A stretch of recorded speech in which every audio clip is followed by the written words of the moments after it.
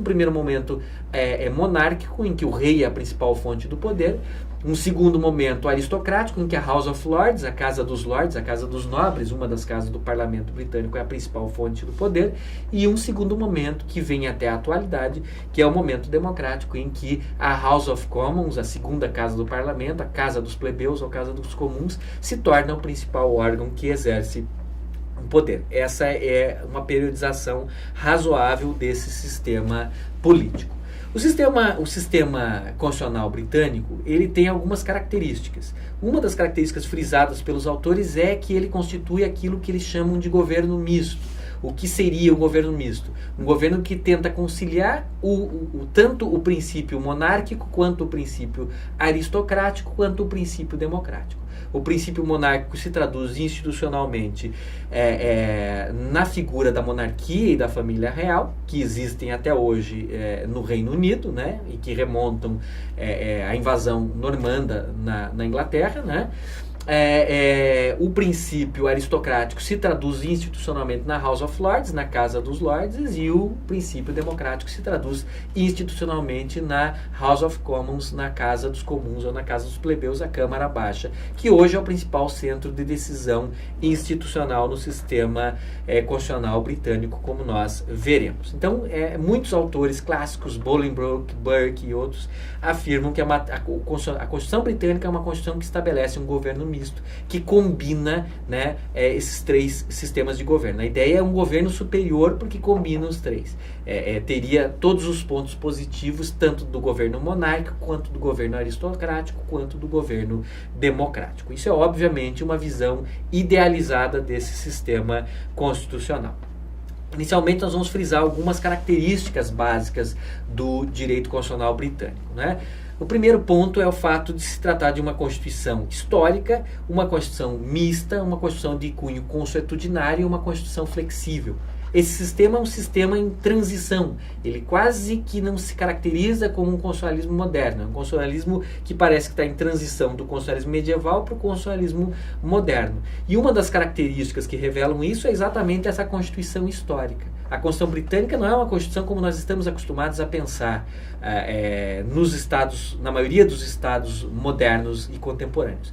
Ela é uma Constituição que não é reduzida a um único texto escrito.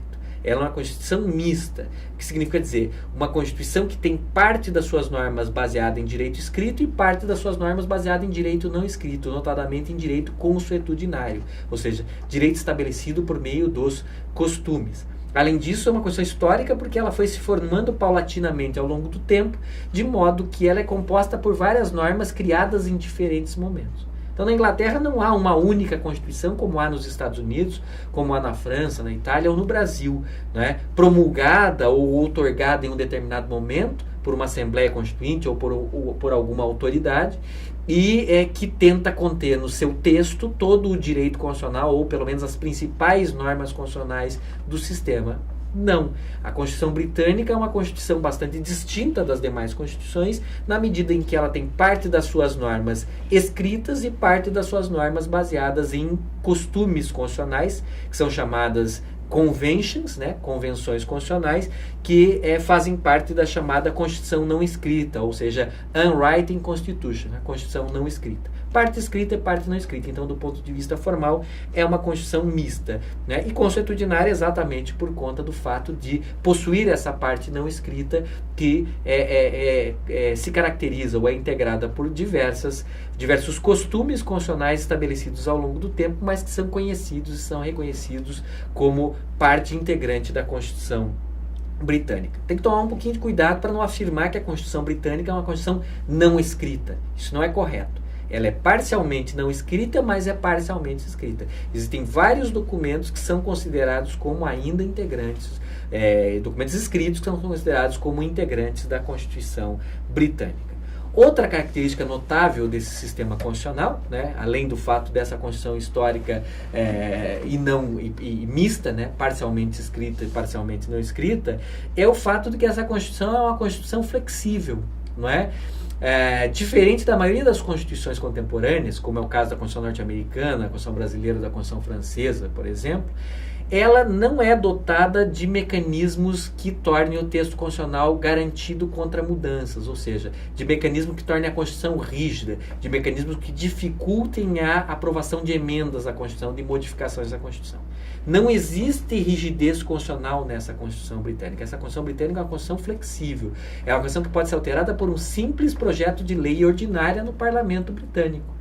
Ou seja, não há que se falar em propostas de emenda à Constituição com um procedimento legislativo mais agravado em termos de turnos, quórums, interregnos, necessidade de ratificação posterior pelo povo ou pelos estados. Não tem nada disso. A Constituição britânica pode ser alterada pela simples aprovação pelo Parlamento de uma lei ordinária que disponha diferentemente de qualquer uma das normas da Constituição britânica. Né? Isso é fruto, em parte, da doutrina da soberania do parlamento. No pensamento político britânico, não faz sentido afirmar que o parlamento é soberano, e isso é algo que se afirma tradicionalmente no direito constitucional britânico, se esse parlamento pudesse ser limitado nos seus poderes. Então, a ideia de uma Constituição que limitasse os poderes do parlamento é uma ideia estranha ao pensamento político britânico e, portanto, a ideia de rigidez constitucional é uma ideia estranha. Se o parlamento é soberano, ele é soberano inclusive para alterar a Constituição e, portanto, a Constituição britânica é uma Constituição flexível, não uma Constituição rígida. Não há procedimento especial agravado para alteração dessa Constituição. Além dessa característica que é notável, né, todas essas características são notáveis, o fato da Constituição não ser inteiramente escrita, mas ser mista, o fato da Constituição britânica não ser rígida, como a maioria das Constituições contemporâneas, mas ser uma Constituição flexível, ainda há uma outra característica interessante, que é o fato desse sistema constitucional não adotar sistemas de controle de constitucionalidade. Não há no direito constitucional britânico, tradicionalmente, controle de constitucionalidade, seja ele político, seja ele judicial. Até porque está ausente um dos pressupostos lógicos para isso. Se a Constituição não é rígida, se ela é flexível, ela pode ser alterada pelo Parlamento. Então, uma lei posterior do Parlamento que seja incompatível com a Constituição, ela é vista como revogando a parte da Constituição com a qual ela é incompatível e não vista como uma lei inconstitucional. Portanto, não se estabelecem nem de um ponto de vista lógico os pressupostos aqui necessários ao controle de constitucionalidade num sistema como o sistema britânico, o que, em termos de institucionais, significa não há mecanismos de controle de constitucionalidade nem judiciais, nem mecanismos de controle de constitucionalidade políticos dentro do sistema constitucional britânico.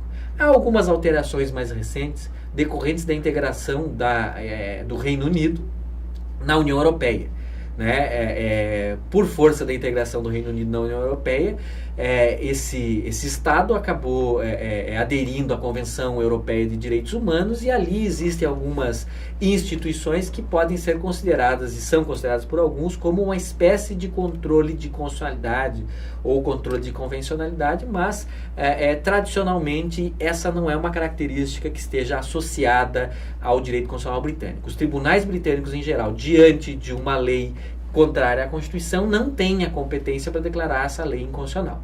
Edward Coke, um importante jurista britânico, sustentou uma tese contrária, sustentou a tese de que as leis do parlamento ou estabelecidas pelo monarca, elas estariam limitadas pelo common law, é uma tese quase que constitucionalista, mas a tese dele não foi vencedora. É o famoso Dr. Bonham's case do século XVII, mas ele sustentou essa tese, mas a tese não foi vencedora. Então, na prática, nós não podemos associar o sistema britânico com um controle de constitucionalidade sistemático. Né? Não existe controle de constitucionalidade nesse sistema constitucional na visão predominante, que me parece ser a visão mais acertada.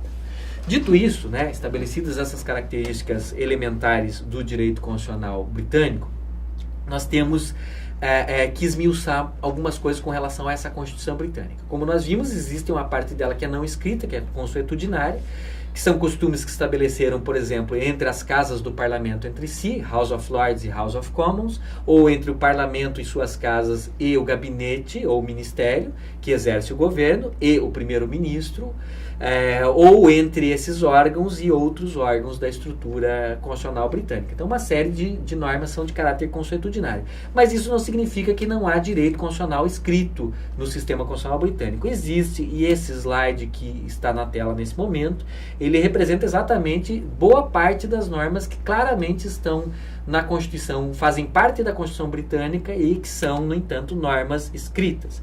A primeira delas é a Magna Carta Libertatum, aquela mesma do João Sem Terra de 1215.